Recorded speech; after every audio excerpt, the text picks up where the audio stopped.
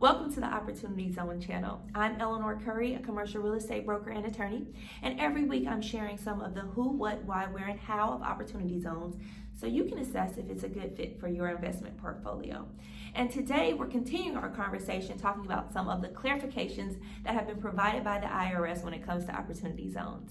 Yes, when opportunity zones were first released, there was lots of excitement, but not a lot of clarity on exactly how they worked, and that caused for a lot of fear because uncertainty obviously can be pretty scary when it comes to investments.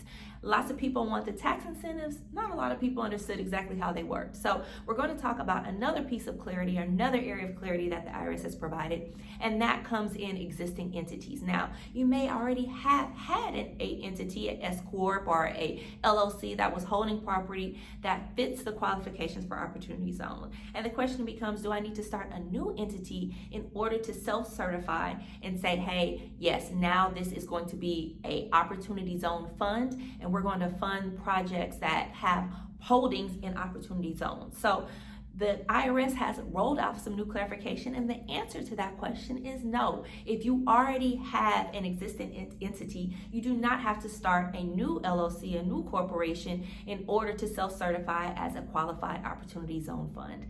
Great news if you already have something held, or if you already had a LLC or S Corp that didn't quite hold property yet, but is already ready. So your self-certification is going to put the month, date, and year that you are qualifying this fund as a qualified opportunity zone fund.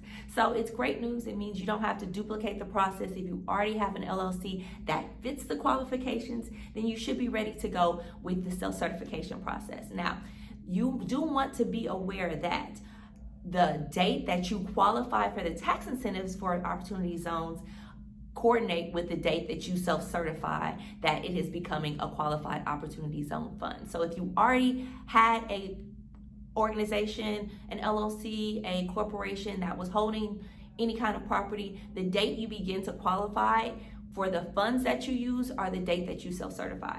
So you can't retroact and say, I've done all this work, these properties are in opportunity zones, even though it was in the past or I was holding it, I want to now use the funds that I invested and say it qualifies for these tax incentives. No.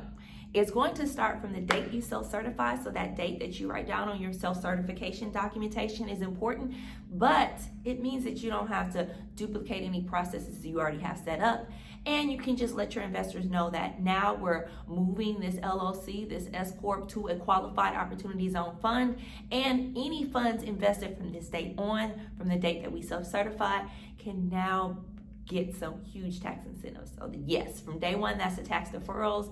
If year 5, year 10, year 5, year 7, year 10, then you have the tax step-ups. So make sure that you're aware of this. No need for duplication. The IRS has given us some clarification on that. You can proceed with anything you already have. Just be mindful that it fits the criteria for opportunity zones and that you're ready to self-certify through the IRS form that you're going to attach to your tax return. So that's our clarification for existing tax entities. Make sure to tune in every week as we talk about opportunity zones and making sure they're a good fit for your investment portfolio. If you've seen our YouTube channel, make sure you like, share, and subscribe. And if you have any questions about opportunity zones, go ahead and share. Maybe lots of people have those questions, and we will feature them on a future episode of Opportunity Zone Fund Channel.